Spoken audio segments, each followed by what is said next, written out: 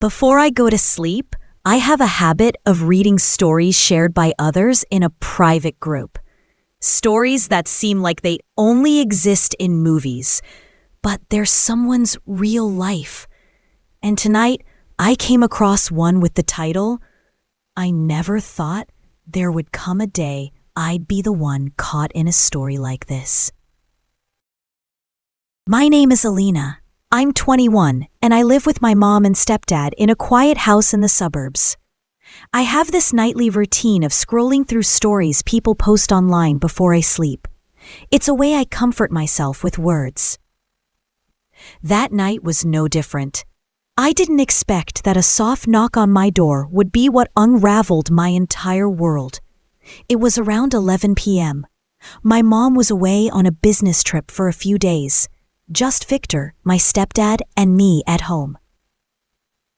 I was lying in bed, lights off, with only the soft glow from my phone lighting up the ceiling. Then I saw a light leaking through the crack under my door, followed by a gentle knock. I took out my earphones and called out, "Who is it?" No answer. Another knock, softer this time. The door slowly creaked open. Victor stepped in. He gave a slight smile, eyes holding something he was trying to conceal. A chill ran down my spine. He had never entered my room at this hour. With every step he took toward my bed, my heart pounded louder in my chest. I didn't know what I was feeling. Fear, suspicion, or something darker I didn't dare name. He sat on the edge of my bed and sighed. The house feels so quiet. Your mom's gone on that trip. Then he turned to me, eyes resting on my bare shoulder. You've grown up, Alina. You're not a little girl anymore. His words were soft as feathers, but they pierced through me like a blade. I forced a smile, overwhelmed by a creeping sense of shame and discomfort. I pulled the blanket up tightly, like it could shield me from that look. Why was he saying this? Why now, when Mom wasn't home?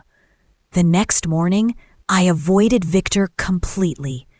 Every time he walked past me in the kitchen, I felt my heart stop. I had never trembled so much while eating a bowl of cereal. I wanted to believe I was overthinking, that it was just a weird night. Then my phone buzzed. We need to talk about last night. My stomach twisted. I put the phone down, my hands shaking. I didn't know what scared me more, what happened, or the guilt I felt for not pushing him away, for staying silent, for letting that moment stretch longer than it ever should have. That afternoon, Mom came home. I was relieved like a child waiting for her to return from the market with snacks. But she didn't stay long either. That same night, she left again for a church retreat with her friends. Before she left, she smiled and said, "Take care of Victor, okay? Don't let him survive on just chips and coffee." I tried to smile, but my lips wouldn't move. As I watched her car disappear down the road, I felt like I was being abandoned in a trap I didn't yet understand the full danger of. Now it was just me and him. The house felt like it was closing in around me, the walls pressing tighter every minute. That night, I went to the kitchen to grab a snack. Victor was already there, holding a glass of whiskey. I turned to leave, but he spoke. "Alina." I froze. He stepped closer. His voice lowered. I wasn't going to say anything. "But I can't stop thinking about last night. You didn't push me away." I clenched the bag of chips like it could somehow make me stronger. I wanted to scream, to call him insane. But a small, shameful part of me, a tiny part, felt something I didn't want to admit. Noticed. Seen. Caleb, my boyfriend, had been distant and cold for weeks. But Victor, as wrong as it was, looked at me like I existed. And that made me hate myself.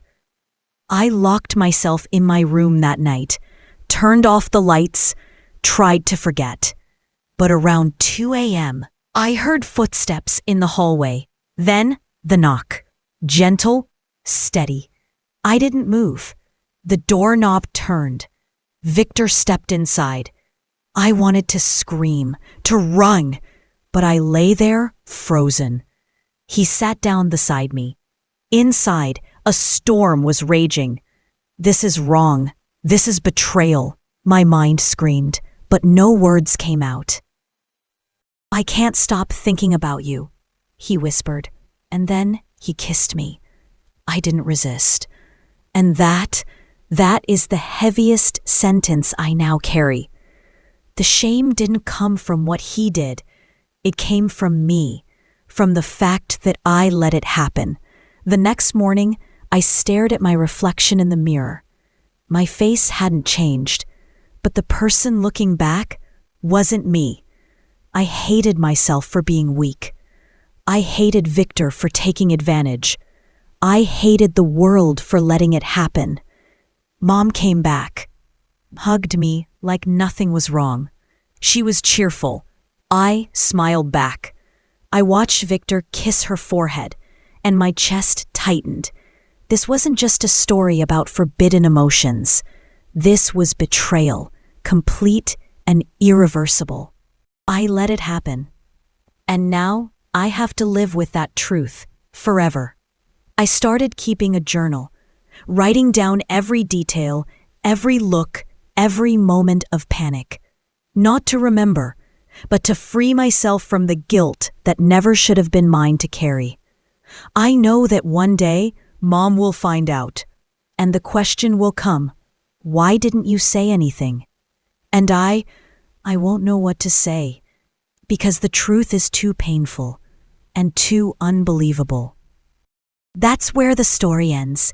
There were many comments, messages of support, people urging the girl to speak up, but she never replied to any of them. What do you think about this story? Leave your thoughts below so others can see.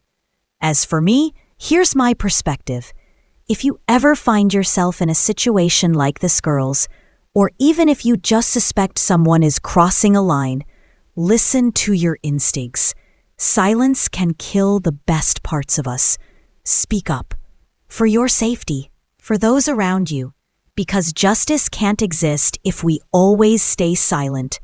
Thank you for listening. Please like, share, and subscribe to Kay's Stories. Every day I'll bring you real stories about the things no one dares to say, but everyone needs to hear. Thank you, and see you next time.